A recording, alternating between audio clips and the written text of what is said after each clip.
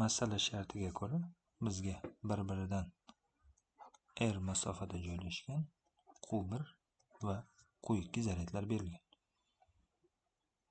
Bu bizda Q1 zaryadimiz bo'lsin.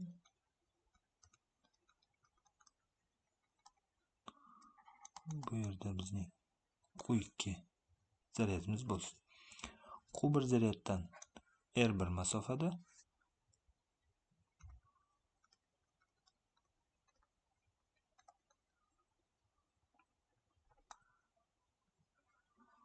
Q2 zaryaddan esa R2 masofada Q zaryad joylashgan. Demak, mana shu Q zaryadga ta'sir qiluvchi kuchni aniqlash so'ralgan. Ya'ni bizda bu masofa R, bu masofa R1, bu masofamiz esa R2 ga teng.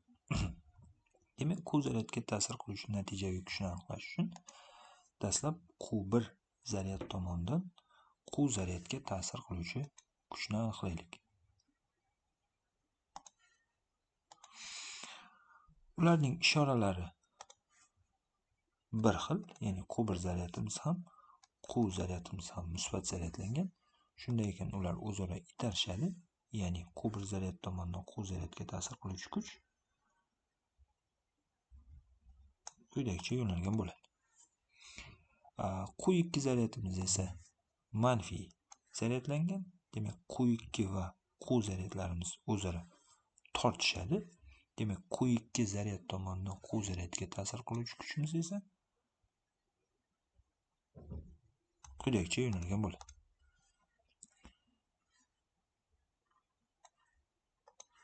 Demak, bu bizda F1, ya'ni birinchi zaryad tomonidan ta'sir qiluvchi kuch, bu esa ikkinchi zaryad tomonidan ta'sir qiluvchi kuchimiz bo'lsin. Bu F1 va F2 kuchlarning qiymatini Kulon qonunidan foydalanib aniqlash mumkin. Unga ko'ra K, F1imiz K, Q1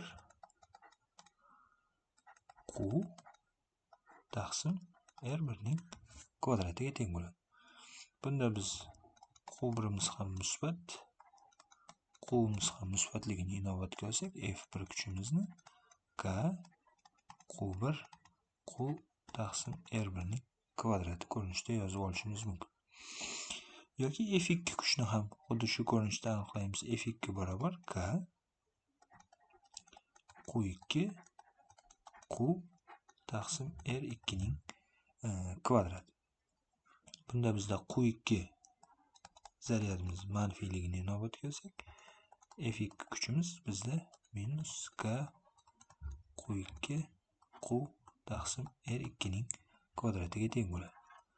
Demak, bu bizning ikkinchi ifodamiz bo'lsin.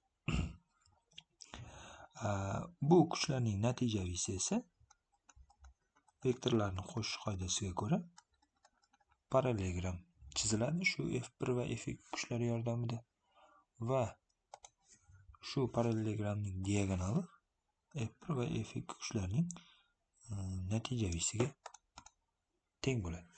Demak, bu bizda F kuchimiz, ya'ni natijaviy kuch, Q zaryadga ta'sir qiluvchi natijaviy kuch. Bu natijaviy kuch F barobar F1 kvadrat F2 kvadrat plus 2F1 F2 kosinus alfa ifoda yordamida aniqlanadi. Bu yerda alfa F2 va F1 kuchlar orasidagi burchak. Ya'ni alfa bizda F1 va F2 kuchlar orasidagi burchak. Bu bizning uchinchi ifodamiz bo'lsin. Endi alfa burchakni aniqlashga harakat qilaylik. Keling, bu bizda bu yer qandaydir beta burchagimiz bo'lsin. Bizda R, R1 va R2 tomonlari R1 va R2 ga teng bo'lgan uch burchak ko'rinishidagi shakl mavjud. Bu uch burchak uchun kosinuslar teoremasini yozamiz. Unga ko'ra R kvadrat R1 kvadrat plus R2 kvadrat minus 2 R1 R2 kosinus betaga teng bo'ladi. R'imiz bizda 10 cm, R1imiz 6 cm, ya'ni 36, R2imiz 8, 64 2 6 8 kosinus beta. Bundan ko'rinib turibdi. Mana kosinus beta bizda 0 ga teng ekan.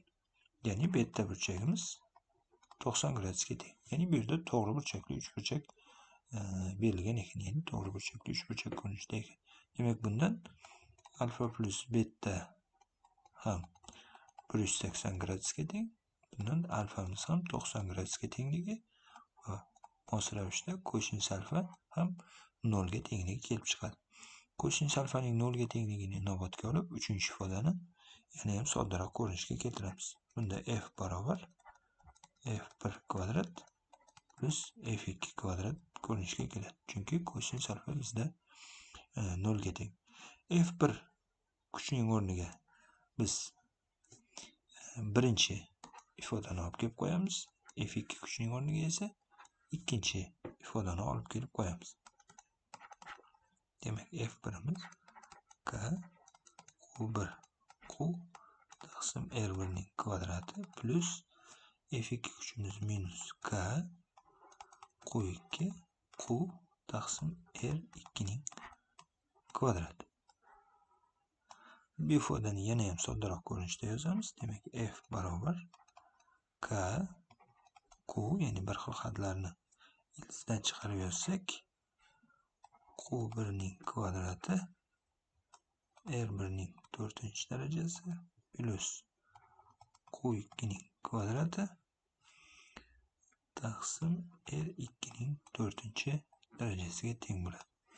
Ya'ni bu bizda masala shartiga ko'ra q zaryadga ta'sir qiluvchi kuchni aniqlash formulasi hisoblanadi. Bu bizning 4-ifodamiz bo'lsin. Masala shartida berilgan son qiymatlarni qo'yib, bu kuchning son qiymatini aniqlab qo'yamiz. Demak, f barobar k bizda 9 ko'paygan 10 darajasi 9, q zaryadimiz 0,1 mikrokulon 10 darajasi minus 6, q1imiz 1 mikrokulon, ya'ni 10 darajasi minus 6 ning kvadrati, r1imiz 6 santimetr, ya'ni 6 ko'paygan 10 darajasi minus 2 ning 4-darajasi plus q2imiz esa minus 10 darajasi minus 6 kulon, r2imiz esa 8 santimetr, ya'ni 8 ko'paygan 10 darajasi minus 2 ning 4-darajasiga teng bo'ladi. Demak, bu ifodani tegishli hisob-kitoblar orqali 0,287 newtonligini aniqlashimiz mumkin. Yoki f barobar 287 milli newtonligi kelib chiqadi.